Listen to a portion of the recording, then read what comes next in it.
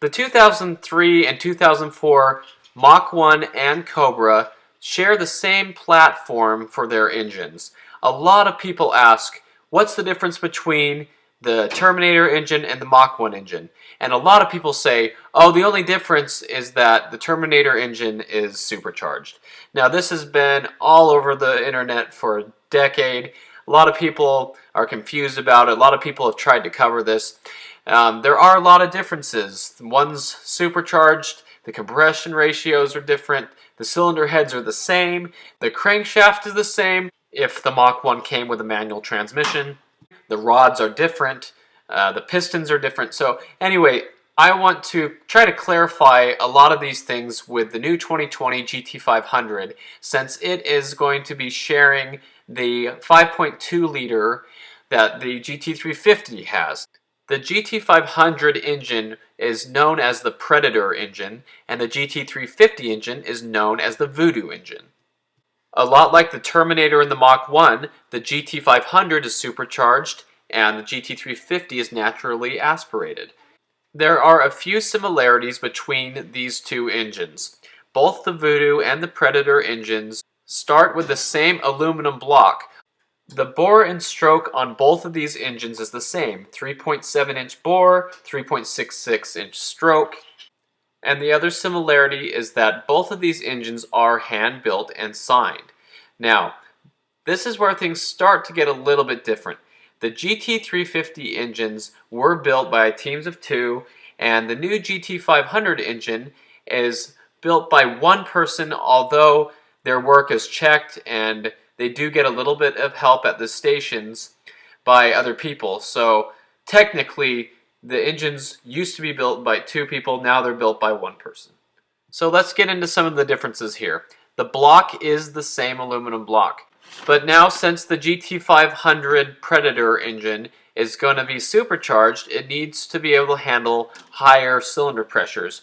And so what they did was they took the head bolts and made them longer, and the holes for the head bolts go deeper down into the block. The cylinder pressure in the GT350 is about 1200 psi, and now it's going to be over 1800 for the GT500, especially when people start modifying these, and it's going to increase even more. Ford Performance engineers also improved the 5.2 aluminum block for the Predator engine with more material in the cylinder bore near the water jackets and a cast-in brace on the intake side of the bore. They also did some things while they were in there to reduce windage, and these changes are going to be shared with the Cobra Jet drag car and with the GT350. Another reason the head bolts need to be longer and deeper on the GT500 is because they have to accommodate the next change, which is a thicker head gasket. And speaking of heads, the cylinder heads are the same, except the GT500 or Predator engine is different because the ports are now CNC machined and the valve train gets better springs, higher tension springs, and I believe the camshafts are a different profile. And they've added an upgraded valve seat material to handle the extra load and heat generated by this supercharged engine. And speaking of heat, the valve covers on top of these cylinder heads on the Voodoo engine were plastic, but now because of the heat and this extra load, the GT500 Predator engine receives aluminum valve covers. Now, getting inside of the engines on both of these, the flat plane crank is what's used in the GT350 Voodoo engine. Now, if you haven't heard that yet, you must be living under a rock. The whole world is freaking out. Flat plane crank, oh my gosh, flat plane crank, Ferrari has it, that is obviously what's in the GT350. Everybody knows that. We're not going to get into all the differences between the flat plane and the cross plane crankshafts, but something interesting to note here is the flat plane crank is lighter because it doesn't have as much material on the counterweights as the cross plane crank does, and therefore the Voodoo engine can spin to 8,250 RPM. That's what makes the engine capable of spinning that high safely. Now, Coyotes do spin pretty high. People have gotten them to spin pretty high, but the flat plane crank is mostly responsible for that high revving that the Voodoo engine does. Now, this crank is not as strong as the forged steel crankshaft that is in the Predator engine.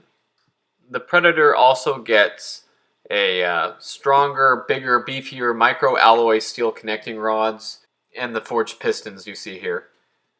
And even though they do look pretty similar, these are the rods in the GT350 Voodoo engine. So they look similar, but they are different. I believe these Voodoo rods are called pre-cracked rods, and that helps the bearing caps and the connecting rods meet up. So there is a little difference there.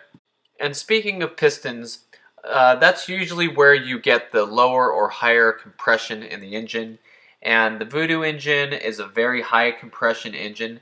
It's not built for boost. It's a 12-to-1 compression ratio, and there are people who supercharge and boost their GT350s, but it's not as safe. That's why they're not made for it.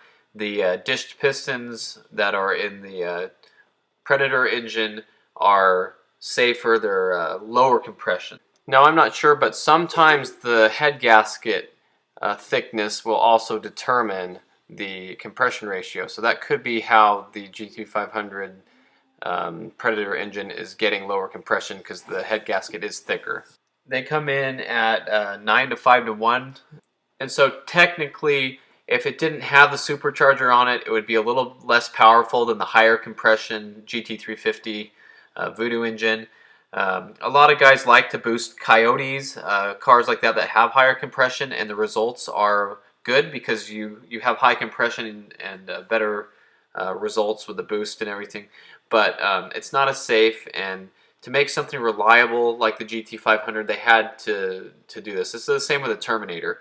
When the Terminator came out, I think it had 8 to 5 to 1 compression, and the Mach 1 had 11 to 1. So that's just the way it works. You have a lower compression engine with it supercharged or boosted, and a higher compression for naturally aspirated.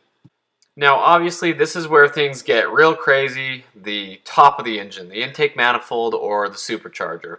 This is the intake manifold on the GT350. It's the top part of the engine. The air goes in there. You can see the runners on top of the engine there. And of course, this is the naturally aspirated engine. Now, this engine makes 526 horsepower, and the torque peaks at 429 foot-pounds at 4750 RPM. And from there up, it revs all the way to the 8250, but the torque actually kind of drops off a little bit. So the other engine is completely different. With a supercharged engine, the torque starts immediately. It's exponential. Right off the throttle, it peaks at 5,000 RPM. And so the Predator is a completely different engine in that regard. It doesn't rev as high. The torque comes on faster. It makes 760 horsepower. I think it's capable of revving higher. I think you're going to see a lot of people spinning these things up and trying to max them out when they modify them. The valve train can probably take higher RPM. If the cams are similar to the 350, then of course it can take it, but I believe the profiles on the cams are just a little different. That might limit it a little bit. That might be why they don't spin it so high. Or it could just be reliability concerns. They don't want it to spin that high with a supercharger on it. The supercharger sits on top of the engine. It basically is belt driven, forces air to the intercooler. It actually goes up through the intercooler and then around the case and then back down into the intake ports of the engine. So it's called a reverse style supercharger. And we can get into that another time, or you can research that somewhere else. But anyway, I believe the revisions for the block and the cylinder heads, there's some parts of this that will carry into the new GT350, but this is basically the older GT350, the 2018, 2019, and older compared to the new 2020 GT500. The GT350, naturally aspirated, the internals are different. The GT500 supercharged internals are different. These cars are really awesome. They have a lot done to them. They've been engineered very well. These are just some of the differences. There are a whole lot of other things we could get into. I think the Predator engine has a lot of potential in there that's untapped. I think they made it reliable. They engineered it for all that right now, but there's definitely room to grow. The supercharger pulley is really big. You can pulley it down and make more boost. You can put a bigger lower on it, make more boost. I think you're going to see people taking the supercharger setups off of these and making them turbo cars, because big turbos with automatics are really quick. It's going to shift fast with that quick automatic, so I think the aftermarket is just going to go crazy with this car. But I just wanted to make a quick video here of the basic differences between the engines. They're the same displacement, same bore and stroke, but basically everything else is different in them. So there you have it. When somebody asks you, it's the same engine, just supercharged, right? You say, no, it's really different. I'm sure I'm leaving a lot of stuff out. I don't know about these cars like other people do. I'm not claiming to know everything. I just have been researching a little bit about this, and I can see there's quite a bit of difference between these two engines, and with everything I've seen in the past of how people mistake similar displacement engines, I just wanted to put some facts out there. And if you know more, put it in the comments. If you think there's something that I should have said better or that I missed out on, go ahead and put it in the bottom. But I appreciate everyone who watches the channel, your support. Subscribe if you're not already on here, and thanks for watching.